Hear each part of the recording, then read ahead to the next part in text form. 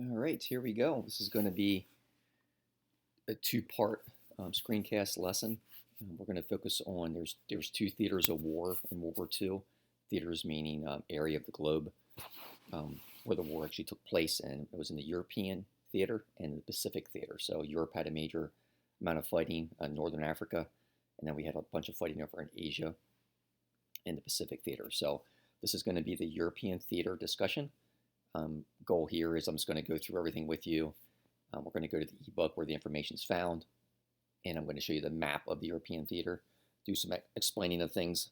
After you watch the film clip notes, this will make a lot more sense when you view this since you watched the film clip notes. So here we go. We're going to, again, focus on the European theater. You're going to want to go to, obviously, Unit 6. I've been doing this to make sure people know where I'm going for everything. I'm going to go to the ebook and chapter 14, section 2. Go ahead and click on that.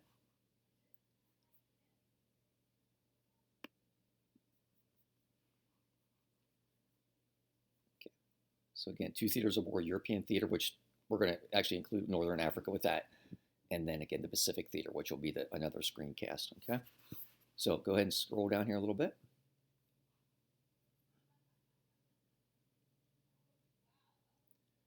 All right, we know that after Japan attacked us at Pearl Harbor, we're going to join the Allies. Okay, there's the Axis is the bad guys. That's going to be Germany, Italy, and Japan. And in the beginning of the war, it's Russia, Soviet Union. Soviet Union will switch sides to our side after, obviously, Adolf Hitler attacks them and basically stabs them in the back. The Nazis and the Soviet Union had a non-aggression pact where they agreed not to fight each other when the war broke out. They agreed to carve up Poland, which was right smack dab between them both. And so they did that. Now, Hitler couldn't be trusted, of course, and so he's going to go ahead and attack the Soviet Union after he takes over most of Europe. Soviet Union's just sitting over there to the east, and so he invades them. At that point, Stalin and the Soviet Union, of course, join our side. So the Allies is primarily the England, U.S., France, and will eventually be the Soviet Union. And the Axis powers is going to be in the Soviet Union, Germany, Italy, and Japan. Now, there's 30 plus countries that fight in this. We're not going to focus on all the others. The Allies on our side, we had a bunch of countries like Canada and Australia and many, many others. We're just focusing on the core countries, and this is U.S. history, so we'll focus obviously on the U.S. So we join forces with the Allies once we're attacked. And we come up with this strategy or this plan, if you will. And the first thing we have to do, we're going to scroll down here and look at the map.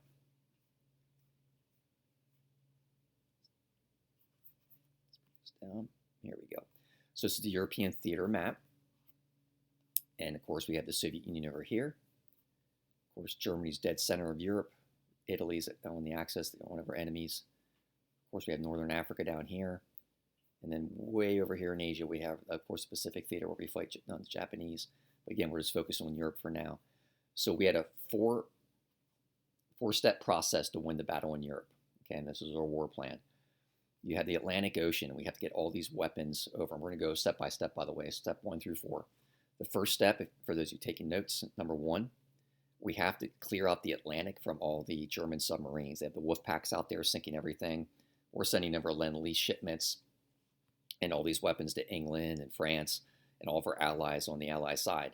And Germans, of course, knew this was happening, so they're out here literally sinking everything that's moving, very similar to World War I. So we have a convoy system. We get our ships over there, and we have to win that Battle of the Atlantic first. Okay, so it is the Battle of the Atlantic. We must win that in order to get all of our supplies over here to fight. Okay, so that's step 1. Step 2, you're seeing these arrows come in from the Atlantic into North Africa. So essentially what we're going to do is we're going to corner Germany from all sides. We're going to come up from Africa. We're eventually going to come in from the Soviet Union because the Russians will be coming in. And we're going to come in here from England to Germany. So it's once we get into Africa, after we win the Battle of the Atlantic, it's a 3-prong attack, pushing Germans back to Germany. The Germans had expanded all the way to Northern Africa. They had conquered all of Europe, and they were pushing all the way into the Soviet Union after they attacked them. Okay, so the Germans is about as big as the Germans got here that you can see on the map. Stalingrad as far east as they got. As far south was North Africa. And as far west, of course, was all of Europe. They basically conquered everything, except for Great Britain. Actually, England was able to fight them off at the Battle of England. Okay, so again, backtracking. So this complex plan was going to be four phase. First phase, take over the Battle of the Atlantic. We have to win that. We have to get rid of the German subs. The three-prong attack, once we're inland, we start in Africa first. This is step number 2. And we're going to beat the Nazis in northern Africa. Many battles took place down here. You can see the arrows, very easy to follow. We're going to come up through the boot in Italy. Of course, Italy's our enemy.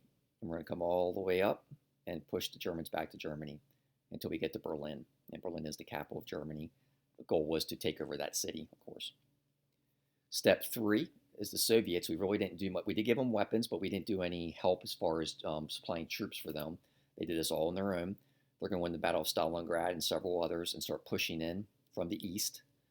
And the Allies, of course, keep coming in, and they're going to push into Berlin. Step 3. Step 4, we're going to come in through Paris, France, and we had to win a major battle. You probably have heard of it, called D-Day. So D-Day is step 4. Step 4, we're going to come in and push back to Berlin. Okay, so all these arrows are all funneling back to Berlin. So again, phase 1 was win the Battle of the Atlantic, get rid of those German subs, come into northern Africa, push up through, back to Berlin. Step 3, push in from the east with the Soviets, coming back into Berlin. And step 4, we have to come in from the west and liberate Western Europe, and that was coming in through the Battle of D-Day, coming in through Normandy, France. Okay, so that's just the overall general war plan. Let's scroll back up here. So again, Battle of the Atlantic was stage 1. Here's some more detail. Battle of Stalingrad was actually step 3. It's the Eastern Front. That's, again, this is Soviets slugging out. The Soviets would have lost against the Germans. The war most definitely would have been won by the Germans. And then Northern Africa, step 2. More information here. General Eisenhower actually becomes so famous from the war, he actually becomes president after the war. Very famous president and general during World War II. Okay, here's our step 2, still coming up through Italy.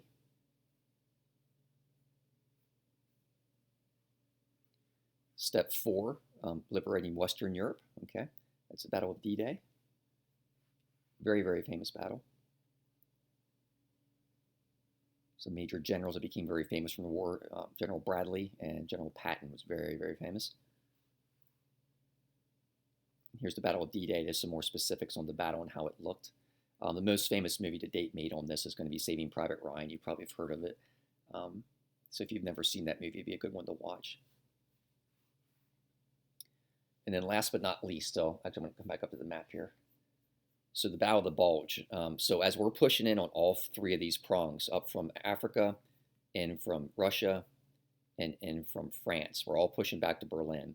The Germans had one last attempt to try to basically push us back from that advance of troops. And it's called the Battle of the Bulge, where the Germans are going to push us back out here in Western Europe and create this massive bulge. It was very successful, but of course that bulge is eventually going to collapse. And again, because you guys watched your film clip notes, this makes sense. You got some good information on that. I'm just elaborating on this right now. So Battle of the Bulge, more detail here. They don't have any decent picture there to show you how that looked, but the film clips, when you watch it, did have a really good picture. So the Bulge, again, was Germany's last attempt to push us back. As we come in then, this is, of course, when we're finding in, when we make it all the way back to Berlin, we're liberating tons of concentration camps, Buchenwald, Dachau. The Russians, Soviets are liberating Auschwitz, Sobibor, Treblinka, all the ones that were in Poland. And so the world basically starts to find out just how bad the Holocaust was and what it was. Okay, so that was pretty much it. Once we make it back to Berlin, of course, the Germans will surrender. And right around this time is also when FDR passes away and Truman takes over. Okay, so that's the European theater. Just, again, a little bit more detail than what the film clip showed you guys. And so again, this was the ebook, chapter 14, section 2. Right? That's it. And the next screencast will cover the Pacific Theater.